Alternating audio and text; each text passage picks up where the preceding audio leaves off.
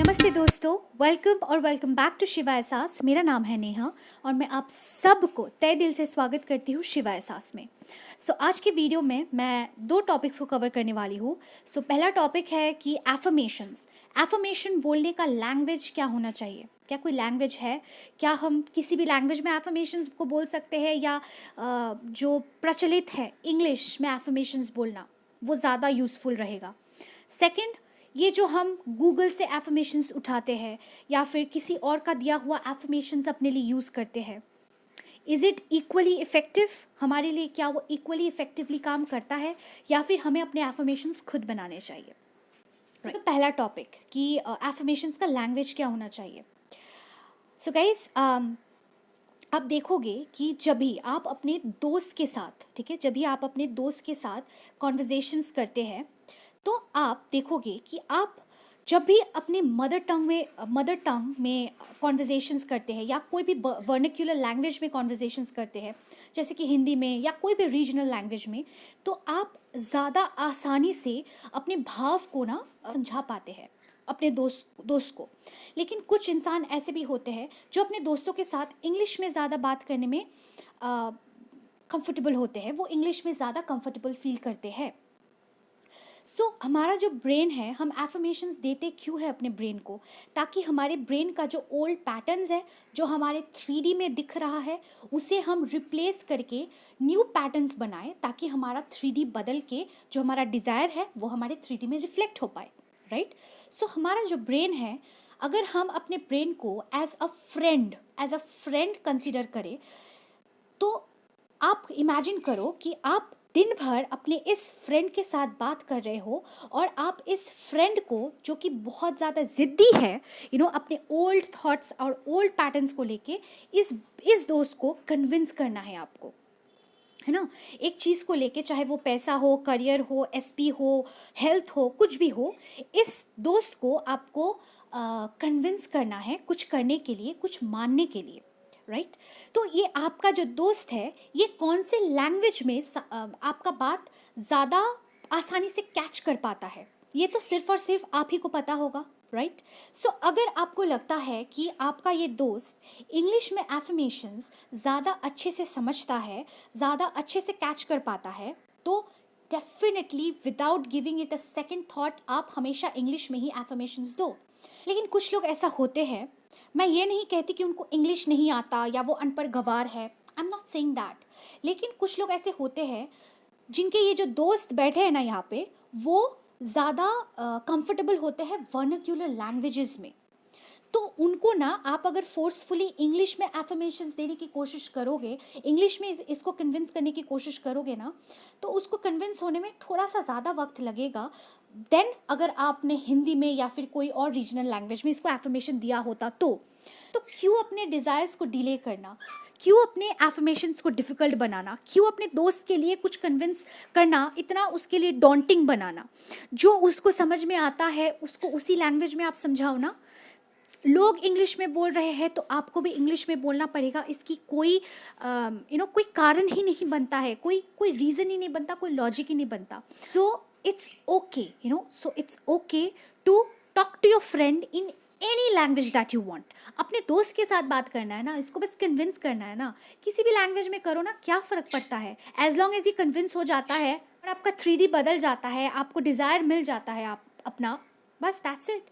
कौन से लैंग्वेज में किया, क्या नहीं किया, क्या बोला, कोई पूछने नहीं आएगा, कोई भी नहीं, और फ़र्क भी नहीं पड़ता है। अगर मैं भी अपने चैनल में अगर इंग्लिश में एफर्मेशंस सजेस्ट करती हूँ अपने व्यूअर्स को या बोलती हूँ, तो इसका मतलब ये नहीं है कि आपको वही एफर्मेशंस डिट्टो एकदम कॉपी पेस्ट करके रिपीट करना पड़ेगा, वही परफेक्ट है। पहली बात तो law of attraction, law of assumption में कोई परफेक्ट रूल है ही नहीं। It's your reality, it's your life, आप अपना रूल्स खुद क्रिएट करते हो। एफर्मेशंस का रूल्स भी आप ही खुद क्रिएट करते हो। अगर आपको लगता है कि मैं जो बोलती हूँ उसको कॉपी पेस्ट करोगे तो आपको अपना डिज़ायर मिलेगा, गो फॉर इट।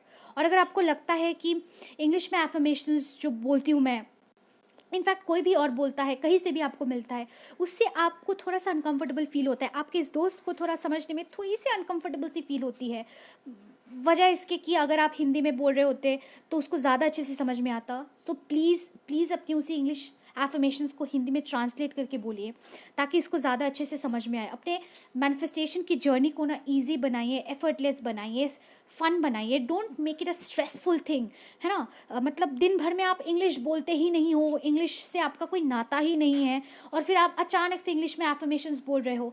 मतलब आपके ब्रेन को तो 10 दिन यही समझने में लग जाएगा कि अचानक से इंग्लिश क्यों बोल रही है मेरे को, है ना। तो इतना इतना स्ट्रेस देना क्यों है अपने ब्रेन को।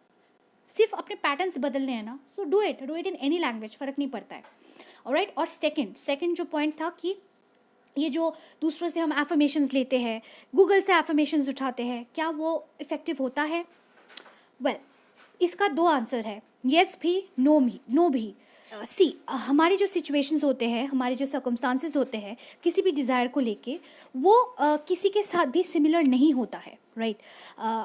अगर हम एसपी मैनिफेस्ट कर रहे होते हैं तो जो इंटरनेट पे एसपी वाले एफर्मेशंस है या जो आप मुझसे पूछते हो मैं आपको बताती हूँ, मैं अपने हिसाब से बताती हूँ, है ना। लेकिन सिचुएशंस ज़रूरी नहीं है कि हमेशा आपके साथ वही हो, वही रेजोनेट करे जो मैं बोलूँ या वही रेजोनेट करे जो इंटरनेट पे लिखा है। आपको अपने हिसाब से, अपने सर्कमस्टांस के हिसाब से, अपने डिज़ायर के हिसाब से अपने मैनिफेस्टेशंस एंड एफर्मेशंस को ट्विक करना होता है, राइट। तो किसी का एफर्मेशन कॉपी पेस्ट करना और वो हो जाएगा, it's a very wrong thought process. आप ना रेफरेंस ले सकते हैं, आप रेफरेंस ले सकते हैं किसी से, आप गूगल से एग्जाम्पल्स उठा सकते हैं, रेफरेंस उठा सकते हैं, लेकिन कभी भी कोई भी जैसे कि I am a money magnet, money flows to me easily and effortlessly, ये 2 एफर्मेशंस बहुत कॉमन है इंटरनेट पे मनी से related, right. Money flows to me easily and effortlessly, ये जो एफर्मेशन है ना, इसको बोलते ही आई डोंट फील इट, क्योंकि ये मेरे लिए रेजोनेट नहीं करता है। सो अगर मैं यही एफर्मेशंस बार बार बोलती रहूँगी तो क्या मेरा ये वाला दोस्त जो है वो मान लेगा? मे बी येस, बट उसको टाइम लगेगा, ज़्यादा टाइम लगेगा, राइट। सो क्यों अपने डिज़ायर्स को, क्यों अपने एफर्मेशंस को, क्यों अपने मैनिफेस्टेशंस को डिफ़िकल्ट बनाना, क्यों अपने ब्रेन को कंफ्यूज करना, right. So take reference, take help from others, take suggestions from others, लेकिन अपने एफर्मेशंस खुद बनाओ, अपने एफर्मेशंस खुद बनाओ। एफर्मेशंस इतना डिफ़िकल्ट कुछ नहीं होता है, एफर्मेशंस में कोई गलत कुछ सही होता ही नहीं है। कहीं कोई बोलता है ना कि अपने एफर्मेशंस में नेगेटिव वर्ड्स को यूज़ मत करो, नो वर्ड को यूज़ मत करो, पता नहीं क्या क्या।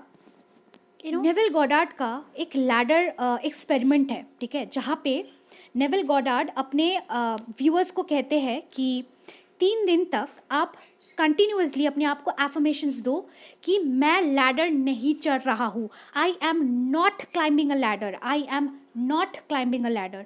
लेकिन उसको बोलते हुए विजुअलाइज करो कि अपने हाथों से आप अपने उस लैडर को पकड़ रहे हो, लैडर को चढ़ रहे हो, लेकिन बार बार एफर्मेशंस दो, I am not climbing a ladder, I am not climbing a ladder.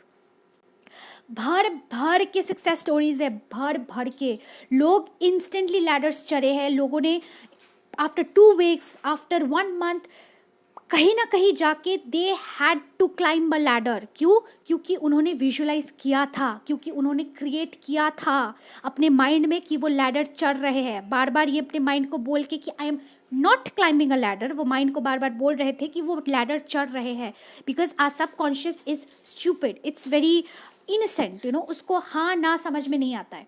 आप उसको कुछ भी बोलोगे इट विल डू इट, उसको नहीं पता क्या सही है क्या गलत है, क्या हाँ है क्या ना है। इसीलिए कहा जाता है focus on what you want, ठीक है। ये मत, इस पे मत फोकस करो कि मेरे 3rd पर्सन की शादी हो रही है किसी और के साथ, मेरे एसपी की शादी हो रही है किसी और के साथ, बल्कि ये इमेजिन करो मेरे साथ शादी हो रही है। अब एफर्मेशंस में अगर आप नो वर्ड को यूज़ कर देते हो, कोई नेगेटिव वर्ड को यूज़ कर देते हो, उससे कुछ फ़र्क नहीं पड़ता है, trust me. So affirmations are just mere statements जो आपको माइंड को बार बार बोलना पड़ता है ताकि आपका माइंड ये समझ ले कि आपका डिज़ायर आपका है। फ़र्क नहीं पड़ता है उसमें येस हो, उसमें नो हो, क्या शब्द है क्या।